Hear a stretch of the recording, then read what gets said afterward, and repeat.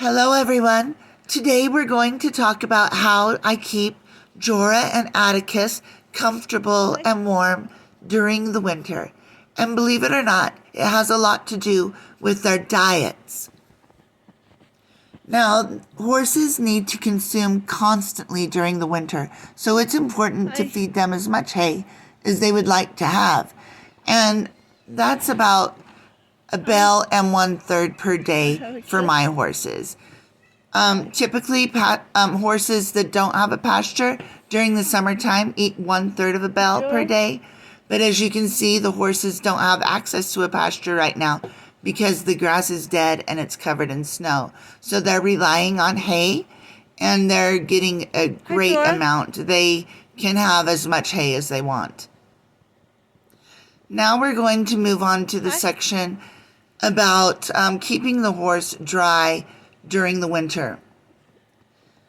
Now, a critical temperature for horses is 18 degrees Celsius.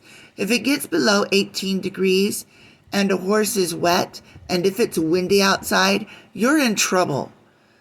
But we're going to approach Jorah right now, and you're going to see that she is wet and she is covered in snow. But I'm not concerned about that because it's well above 18 degrees. If it wasn't, I would put her in the garage and turn a heater on until she was thoroughly dry. But horses are really smart. They tend to know when to go under their shelter and when to stay there. They know how to survive. I'm just here to help them. So this is the end of the first segment on keeping the horse dry during the winter and giving them enough hay. Now we're going to move on to other supplements besides hay. It's important that the horses have access to clean, fresh water, and it must be checked daily to make sure it doesn't freeze. Even if you have your water hot trough heater plugged in, you still need to check it daily. The horses need to have access to water. I put sand in front of their trough so they won't slip. And I keep the hose in the garage so it doesn't freeze. Okay, these are the 3 supplements that I give my horses.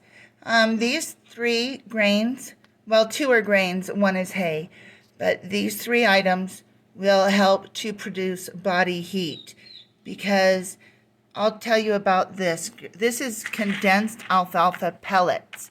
And what you do is you soak this in water to get it soft, and then it will expand. You want to soak it before it gets in their belly. You don't want it to expand in their belly. But this will be soft. I'll show you what that looks like prepared. And this will be a soft hay that they will eat, and it will ferment in their belly. And that fermentation causes body heat. So you want to be careful not to give them too much of this. I don't have alfalfa in my hay that's outside, so I need to give it to them in a different form.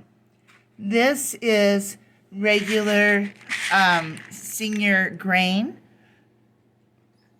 for Jorah. I'm thinking that my next bag I'll switch off of senior grain and get it regular, just to help them keep their body fat on them. They do have a lot of body fat on them now, and that is good. They need the body fat for the winter. This is sweet feed. This is something that is generally given as a reward at our house, but it's a snack. It's a treat, but it's high in corn and molasses. It's foliage and grain, so that produces body heat. And again, with this, you want to be very, very careful not to give them too much. It's a balancing act that's personalized for each horse individually, and personally what you can do. But this is what I have my horses on. These all help them to stay warm. This is what the pellets look like. They expand twice the size. They also each get a pound of carrots and a large Granny Smith apple. Thank you for watching. Bye.